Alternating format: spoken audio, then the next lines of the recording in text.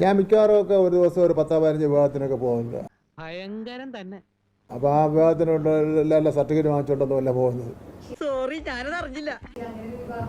അല്ല, ഈ വിവാഹത്തിന് ഇങ്ങനെ വിവാഹം നടന്നപ്പോൾ കുറച്ചുകൂടെ കൗതുകം ഉണ്ടായി. അതൊരു തെറ്റാണോ ആശാനെ? നേറ്റിങ്ങിലോട്ട് പോകുമായിരുന്നു. അപ്പോൾ ഓടിച്ച് ജസ്റ്റ് ഒന്ന് നോക്കിയിട്ട് അങ്ങ് പോയി. അതിന്റെ പേരിൽ കേസൊക്കെ എടുത്തിട്ടുണ്ട്. ശരി. അവര് കല്യാണം കഴിച്ചിട്ട് നമ്മൾ കിടന്ന് ഉൾക്കണ്ടപ്പെടേണ്ട കാര്യമില്ല. അവര് എന്താ വേണം ആയിക്കോട്ടെ. ഞാൻ അവിടെ പോയെന്നുള്ള കാര്യം ശരി തന്നെയാണ്. ദിവസം എത്ര കല്യാണത്തിന് നമ്മൾ പോകുന്നു. ഇതല്ല ഇതിൽ വലുത് കണ്ടതാ ഞാൻ.